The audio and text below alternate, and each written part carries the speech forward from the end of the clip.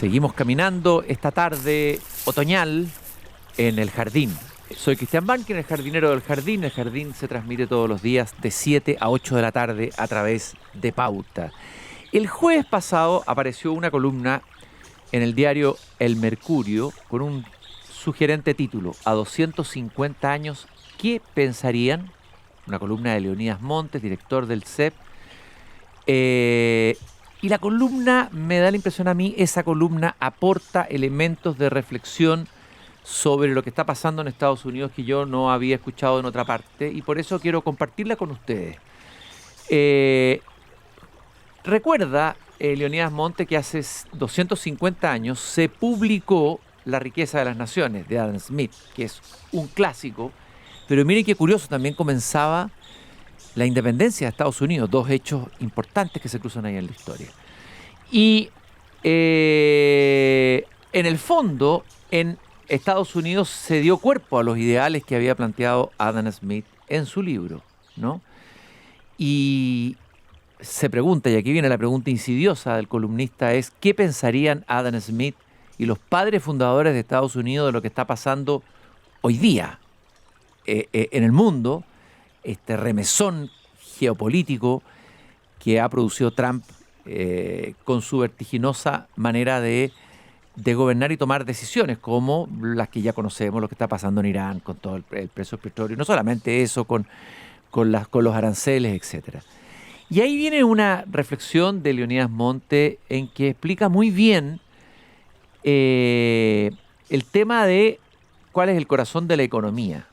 Y el corazón de la economía descansa, dice él, en la propensión a intercambiar.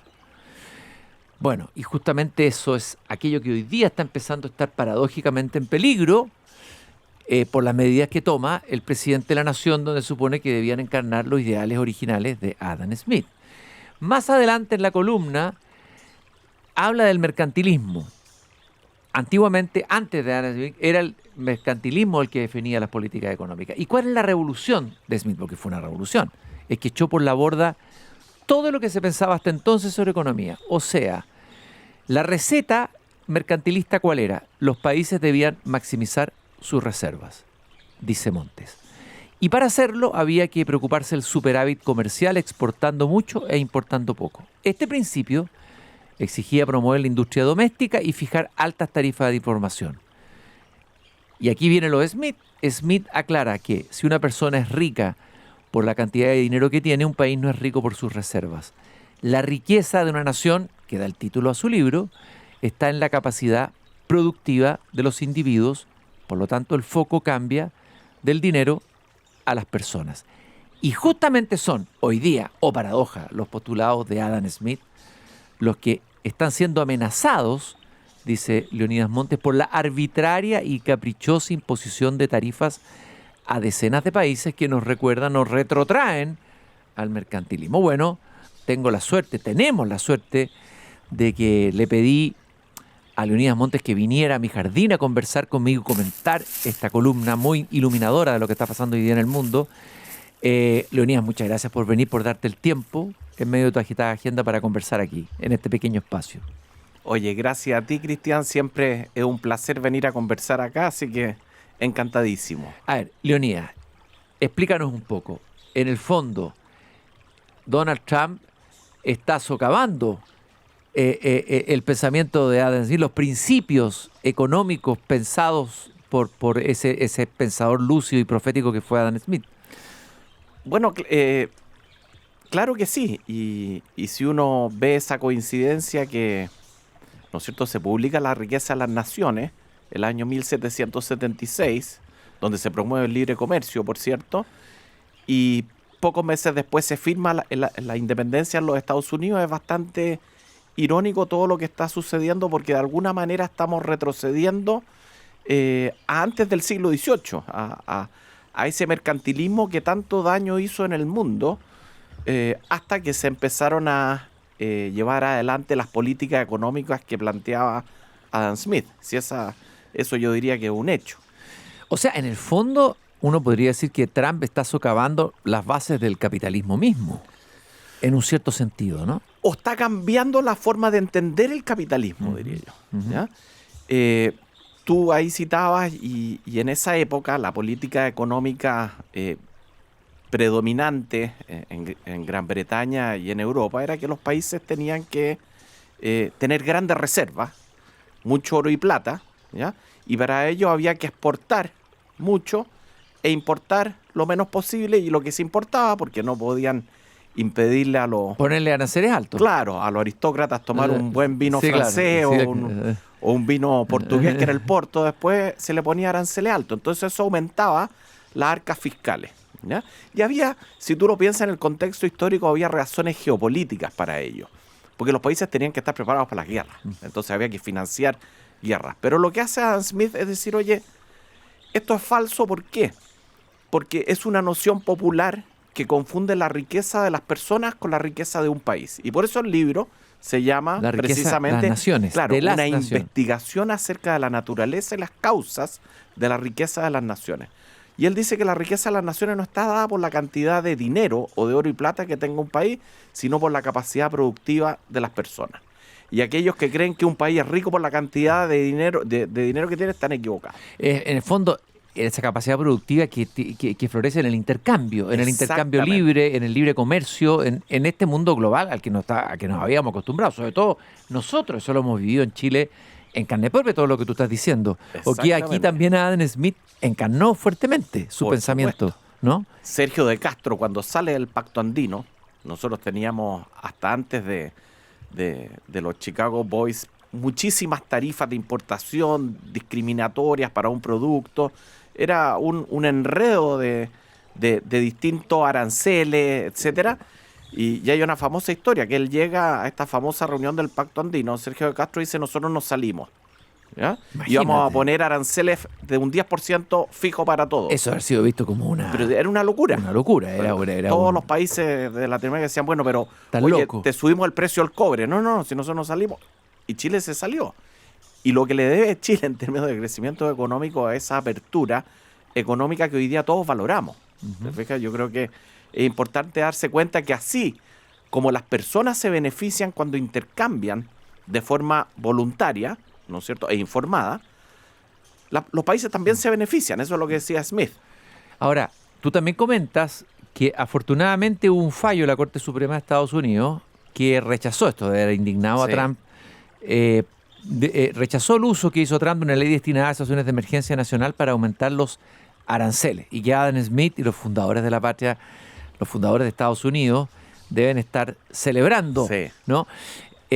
A ver, ¿hasta dónde puede llegar Trump? Porque supone que Estados Unidos tiene una institucionalidad que permite un equilibrio de poderes, pero da la impresión, he escuchado estos comentarios, que le estaría incluso socavando o intentando socavar esas instituciones internamente, lo que sería mucho más grave todavía. A mí me pareció muy simbólico ese fallo, y yo creo que no soy el único, mucha gente lo ha celebrado, porque básicamente otra de las preocupaciones que tenían los padres fundadores de los Estados Unidos eran los famosos pesos y contrapesos, Checks, balance. los check and balances. Check and balance. Cómo nadie se puede llevar todo para la casa de alguna manera. ¿Qué sabiduría hay detrás de eso? Sí, y esto, bueno, viene de Montesquieu, de hecho, ¿no es Claro. cierto? La separación de los poderes, que haya un poder ejecutivo, que haya un poder legislativo, que es el Congreso, y que haya un poder de los tribunales de la justicia. Y que estos tres estén en permanente coexistencia y también Tensión chequean también. tensión unos contra otros. Pero ¿Te eso fijas? revela más bien la sanidad, aunque esa tensión incluso, si no se transforma en guerra civil, digamos. Y si no llegamos al despotismo, Claro. si hay un presidente que se lleva todo, volvemos a una tiranía. Si esa era la gran preocupación. Y por eso Y da la impresión que Trump quisiera eso, su deseo más oculto pareciera ser ese, ¿eh? bueno, yo creo que es un deseo inherente a gran parte de la naturaleza humana, te hubieran dicho estos pensadores. Sí, y por eso es Que lo vivieron. que hay que contenerlo y equilibrarlo. Claro. Y vienen las elecciones en noviembre y el escenario no es auspicioso para Trump, aparentemente. No podemos profetizar en el sentido... ¿Por qué? Porque él en su discurso electoral hacia su base era que no iba a intervenir en conflicto internacional. Resulta que ha intervenido. Ya puede justificar lo de Venezuela, ya, ok, se puede decir, tuvo un éxito. No tuvo un resultado negativo para Estados Unidos ninguno, pero resulta que intervenir en Irán es otra cosa. Y mira en lo que estamos metidos hoy día en el escenario mundial. Sí, claro. ¿Cómo ves tú esa elección o lo que viene para Trump de aquí a los próximos meses? Mira, sin ser un experto en política internacional, a mí me da la impresión de que, y esto es lo que han dicho muchos comentaristas, de que de alguna manera Trump fue llevado por Netanyahu a esto. Y si uno lo mira desde una perspectiva de un liberal clásico, donde hay fanatismo religioso es muy complicado. El fanatismo religioso es uno de los grandes enemigos de una sociedad liberal.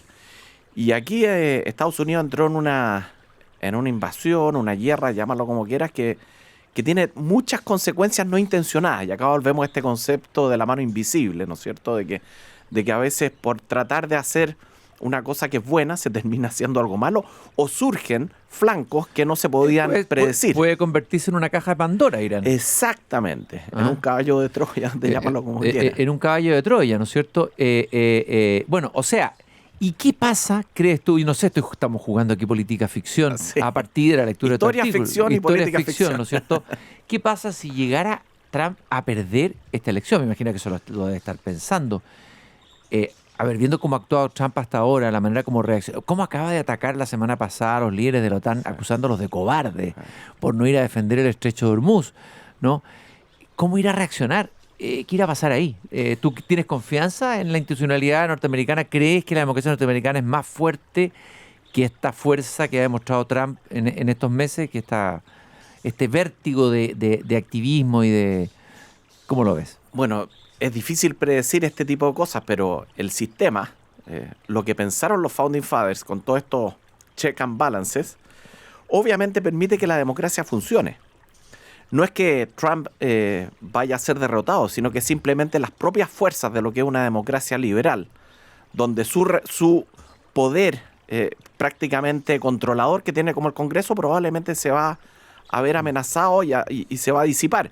Acuérdate que ellos tienen estos midterms elections que son el primer martes después del primer lunes. Eso lo tienen escrito y ahí se va a ver si sigue teniendo el control como lo tiene hoy día, o lo que me parece a mí que podría suceder es que esto genere, ¿no es cierto?, un alto costo para los combustibles que en Estados Unidos... Y eso va a golpear al votante norteamericano medio fuertemente. Y a los chilenos, a todos. Bueno, ¿sí? a todos. Esto va a ser una... Ya nos está golpeando, Sí, o sea, sin ya duda. están pasando cosas. Sin duda. Entonces es muy probable que nuevamente todo lo que idearon estos grandes padres fundadores vuelvan estos engranajes a moverse y de alguna manera la propia ciudadanía o la sociedad americana va a exigir algo más de moderación.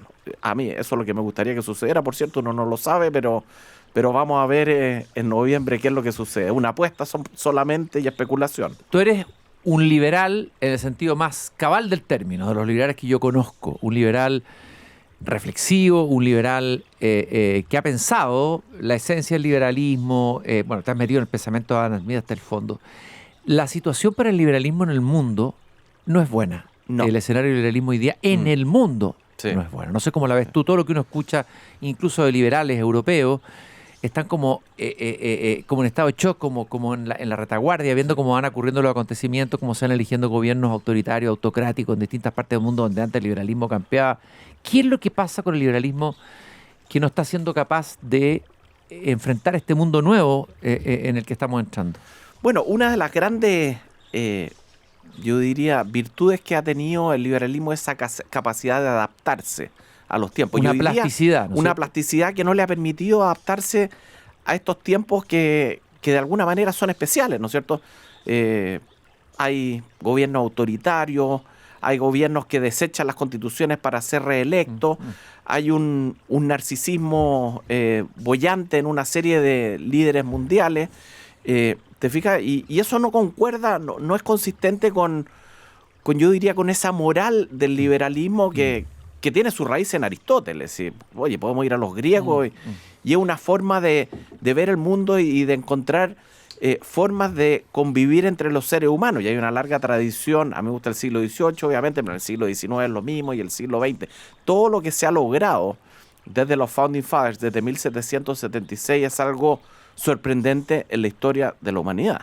Todo ese progreso es sorprendente. Pero es extremadamente frágil, Leonidas. Es frágil. Eso es lo que impresiona. Es frágil, pero mientras se mantenga la democracia liberal, volviendo a Karl Popper, que ha estado tan de moda en estos últimos días, ¿no es cierto? Con oye, Habermas. ha estado de boca en boca Karl Popper. Claro, y Popper decía, bueno, la democracia por lo menos permite deshacernos de los malos. Uh-huh. Y mientras existan elecciones, mientras existan el rule of law o todo este entramado de instituciones, no hay que perder la esperanza. Yo creo que... Ahora, el surgimiento de un líder como Trump, que incluso es un fenómeno curioso dentro del Partido Republicano, un fenómeno atípico, no tiene nada que ver con Reagan ni con la tradición antigua republicana, ¿no es cierto? El great old party. Sí, ese. Bueno, pero también en Europa lo que hemos visto es que, a ver, tal vez la población, la gente, el pueblo de los distintos países ha terminado votando por derechas más extremas porque una derecha más democrática y liberal no ha sabido dar respuesta a sus angustias y a sus anhelos. Ahí también hay un fracaso, o sea, o hay que hacerse una autocrítica y revisar por qué. Europa está viviendo un problema con la migración muy fuerte, el impacto de la migración ha sido fuertísimo. ¿Ah? El miedo, la incertidumbre, todo esto lleva a la gente a refugiarse en alternativas mucho más autoritarias, ¿no? Entonces, ¿qué pasa con que esas corrientes más liberales de la derecha liberal? Imagínate en España estamos viendo que un gobierno descompuesto como el gobierno de Pedro Sánchez, uno diría el Partido Popular, una vertiente liberal española, va a ser la alternativa, pero esto es que empieza a crecer fuertemente el Vox y comienza a colocar en problemas el horizonte que se veía auspicioso para el PP, etcétera, y podríamos nombrar tantos ejemplos en el resto de Europa. ¿Qué es lo que no ha sabido ese liberalismo dar respuesta a los anhelos, miedos y angustias del ciudadano común y corriente de hoy? Mira, yo creo que las respuestas están, y acá, a ti que te gusta tanto Sloterdijk, ¿no es cierto? Sí, es cierto que él anticipó lo de la izquierda, ¿no es cierto? Sí. Que la izquierda, este depósito de ira, claro, no iba a ser rentable, ¿no es cierto? Los bancos de ira, claro. Los bancos de ira, ya no iba a generar esos intereses de esperanza y de alguna manera su juicio en Ira y Tiempo fue bastante certero, y con el liberalismo pasa algo similar. Ahora, yo sigo pensando, y en el caso de Chile, yo creo que no hemos llegado a esos niveles. Chile todavía teniendo un gobierno más conservador, es mucho más liberal, es más moderado. Yo en eso soy bastante optimista. Lo que tuviste en Italia, lo que sucedió, que al principio también era muy... pero ha logrado... Meloni ha logrado moderarse. ¿Ya? Ha logrado moderarse, Sí. Eso es cierto. ¿Qué te han parecido estos primeros días del gobierno de Cast? Bueno, una izquierda intentó motejarlo de fascista, de extrema derecha, pero como que se le ha desarmado un poco el relato, ¿no? Se ha quedado como sin relato en la oposición, claro. Está como media desconcertada la oposición, ¿no es cierto? Literalmente. Ante este caso, ¿no es cierto? Desconcertada, además, por la desconcertación, ¿no es cierto? ¿Qué te han parecido estos días, las señales que ha dado, las simbologías que ha usado el presidente electo? Bueno, ha sido un aterrizaje abrumador, diría yo, con todo lo que está sucediendo. La situación económica evidentemente va a ser mucho más compleja de lo que se anticipaba, sobre todo por lo que está sucediendo en el exterior. Políticamente el triunfo que tuvo, voy a poner el sector de la derecha en las últimas elecciones dentro del Senado y de la Cámara de Diputados, yo creo que es una señal potente. Y vamos a ver qué es lo que pasa políticamente, pero es evidente que al principio la izquierda está bastante desconcertada, no tiene rumbo, y yo por ahí creo que lo escribí en esa columna. Otra de las consecuencias no intencionadas del gobierno de Boric fue precisamente dejar una izquierda dividida, muy fragmentada y sin un rumbo. O sea, yo creo que si tú comparas a la izquierda con el liberalismo está, como diría un gringo, alive and kicking, pero la izquierda está en una situación muy difícil. Estamos caminando esta tarde con Leonidas Montes aquí en el Jardín, comentando una columna que publicó en el Mercurio el jueves pasado, hace 250 años. ¿Qué pensarían? Y dentro se habla de las derechas, una derecha más conservadora y hay otra derecha que ya es más que conservadora, más libertaria, más que uno diría podría ser más a la derecha que la derecha. Y está la derecha liberal que está como disminuida, que tuvo una derrota fuerte con la candidatura de Evelyn Matei. Antes la llamaba la derecha más extrema, la derechita cobarde, ¿no es cierto? La ninguneaba un poco. ¿Qué futuro le ves a esa centro derecha? ¿Qué tiene que hacer? Porque el liderazgo político claramente hoy día lo lleva el presidente Kast. ante la mayoría de los ciudadanos que se puedan decir de derecha, ¿no? ¿Qué papel le cabe a la centro derecha liberal en Chile? ¿Qué futuro tiene? ¿Cómo lo ves tú? Bueno, yo creo que, a ver, el presidente Kast ha dado señales alentadoras en ese sentido. Ha llamado a la unidad, no ha llegado como Con un Milei. retroexcavadora, No. ni... No, y no ha llegado como la izquierda llegó al gobierno pasado, tampoco, ¿ya? Con ánimos refundacionales. Yo en ese sentido creo que ha sido mucho más moderado todos esos ataques de ultraderecha. Eso también obedece a esta tirria que le tiene muchos progresistas a los cristianos o a los católicos, que hay una cosa religiosa, que a mí personalmente yo tengo gran respeto por los cristianos, por los católicos, por los evangélicos, pero a ellos parece irritarle esto de que haya personas es verdad lo que tú dices, hay una irritación, sí, como una molestia. No claro. puede ser alguien católico. No. Esto pasó con Sergio Mico cuando se supo que iba a ser el director del Instituto Nacional de Derechos Humanos. Un montón salieron a enfrentarlo, de que se había opuesto al aborto, que era católico. ¿Qué es lo que hay ahí? En ese... Bueno, hay muchos progresistas intelectuales que miran con cierto desprecio, diría yo, esto, que creen y se ríen un poco como con cierta mofa. A mí siempre me ha parecido eso poco liberal, ¿no? Porque uno tiene que respetar, y no solo respetar, sino que tolerar y tratar de entender lo que los otros piensan. A mí, la persona que vive bajo la gracia de Dios, del Espíritu Santo, me parece hasta envidiable, ¿te fijas? Pero desgraciadamente yo no tuve ese don. Esa gracia.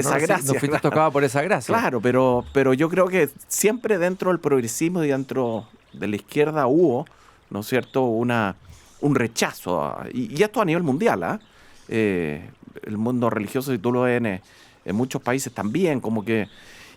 Y muchos liberales más progresistas también miraban a los conservadores, me atrevo a decir, con cierto menosprecio, ¿ya? Como un poco en menos, y yo creo que eso tampoco ayudó a conciliar posiciones distintas que tienen mucho más en común. Uniones. Uno podría claro. decir que José Antonio Kast es un conservador liberal, ¿no es cierto? Bueno, en lo económico claramente es un liberal. Claro. Y es conservador en lo valórico. Por supuesto. Ya, pero ¿qué diferencia un conservador de un liberal? Así para los que nos están escuchando, aquí, bueno, en Inglaterra puede ser una cosa, en otros lugares otra, pero a ver, ¿cuáles son a grandes rasgos lo que separa el pensamiento conservador del pensamiento liberal? ¿Y qué te hace que, por ejemplo, tú seas un liberal y no un conservador? Claro, pucha, qué difícil. Mira. Es que a mí me interesa esa pregunta. Yo creo que hay un tema con... a ver, yo partiría por un tema. El liberal suele ser más escéptico. Es más escéptico sobre la naturaleza humana, sobre el hombre. Naturaleza humana, sobre... Por eso es que cuida que hayan instituciones que impidan... Check and balance, ¿no es cierto? Que impidan que ese yo desbocado, ese ego desbocado, claro, digamos, se salga de las casillas. Y el rule of law, como decía David Hume, tenemos que partir, cuando hacemos reglas de justicia, partir de la base de que todos los hombres somos unos pillos. Pillines. Pillines. O sea, nadie, ni siquiera nosotros, y eso yo creo que es bien importante. En términos de la relación con el Estado, también los liberales son mucho más escépticos. No quieren un Estado controlado que no intervenga en lo que es nuestra propia libertad o nuestra propia autonomía. En términos religiosos, yo creo que un liberal clásico como esta tradición que a mí tanto me gusta, tiene que ser muy respetuoso, tolerante y ver lo positivo de la religión y no lo negativo. Acá en Chile y en muchos países ha habido progresistas e incluso liberales que ven con un sentido peyorativo la religión. No obstante, hay que ver lo positivo. Y los conservadores tienen una relación más curiosa con el Estado. A veces creen que el Estado tiene que tomar ciertos roles que van más allá de lo que un liberal esperaría. Creen que la religión y lo valórico y la moral también juegan un rol importante, que a juicio del liberal yo creo que mientras tú te preocupes, o sea, lo que tú hagas en privado es un asunto tuyo mientras no le hagas daño a los demás. Eso yo creo que ahí empiezan algunas líneas divisorias. Y yo le he escuchado a Joaquín García Huidobro conversando, no sé si aquí en el Jardín, parece que acá, el columnista también del Mercurio, profesor de la Universidad de los Andes, que publicó un libro sobre la comunidad. O sea, él dice Estado, mercado, comunidad, pero falta los conservadores, les preocupa la comunidad, que parece que pareciera que los liberales son más individualistas. Sí. Pareciera. ¿Qué piensas tú de eso? Pareciera, pero no es que seamos individualistas. Si ningún liberal en su, ¿no es cierto?, en todos sus cabales diría que podemos vivir solos como Robinson Crusoe. Basta leer El Señor de las Moscas, ¿no es cierto? De William Golding. Qué gran novela. Para darnos cuenta de eso, ¿no es cierto? Qué tremenda novela esa. O sea, nosotros nacemos en sociedad, vivimos en sociedad. El son politicón de Aristóteles. El animal social de Aristóteles es algo propio de nuestra naturaleza y de la sociedad. Vivimos en sociedad. La moral también es algo que evoluciona con la sociedad. Un liberal sostendría que la moral es algo que va evolucionando con la sociedad. Un conservador tendería a pensar que la moral es un poquito más... que hay ciertos preceptos, ¿te fijas? Ciertos mandamientos, llámalo como quieras. Pero tienen un sentido comunitarista mucho más amplio, ¿ya? Y tal vez así como el liberal tiene ese escepticismo frente a la naturaleza humana, tal vez el conservador, el escepticismo a toda revolución, a todo cambio, incluso al mito tal vez del progreso hacia adelante. Temor. ¿No? Tal vez hay algo de temor, diría un liberal, ¿no es cierto? Algo de temor. A ver, hay distintos liberales también. El liberal libertario es distinto. El libertarianismo es otra corriente que cree un estado mínimo, que cree que, para ponerlo muy simple, cada uno mata a su piojo. ¿No te entusiasma a ti ese liberalismo? No, a mí, o sea, me gusta mucho leerlo, qué sé yo, a mí el manifiesto de Rothbard lo encuentro fascinante, pero creo que un poco extremista, ¿ya? En ciertos aspectos. Pero los conservadores, es cierto eso que tú dices, tienen ese sentido de comunidad que también se engarza con el Estado, pero los conservadores son muy respetuosos también. ¿Te fijas? Yo creo que eso es lo que se ha perdido. El respeto, el poder vivir con otros. Bueno, uno diría el Partido Republicano es conservador, pero el estilo de Donald Trump no tiene nada que ver con ese conservadurismo compasivo del que se habló alguna vez. ¿No? Eso está alejadísimo de aquello, ¿no?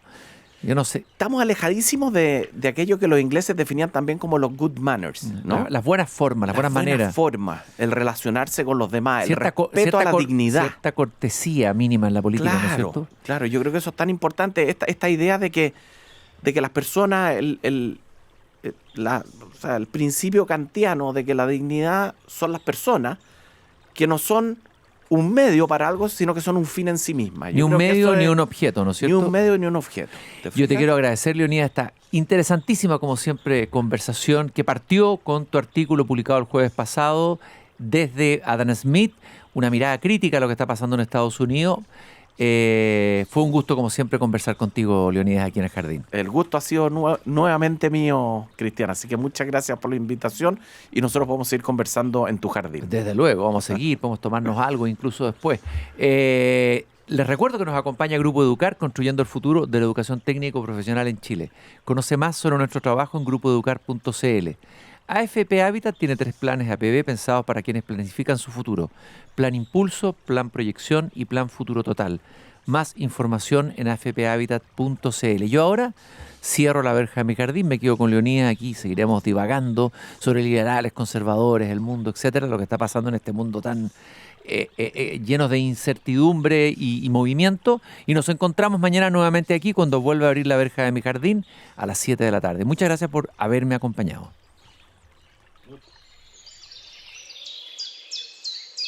Es hora de cerrar la verja de madera del jardín, pero Christian Vanken la volverá a abrir de lunes a viernes a las 19 horas en Radio Pauta, cuando comience de nuevo Desde el Jardín. Una presentación de AFP Habitat, presentes en tu presente, preocupados por tu futuro. Y Grupo Educar, construyendo el futuro de la educación técnico-profesional en Chile.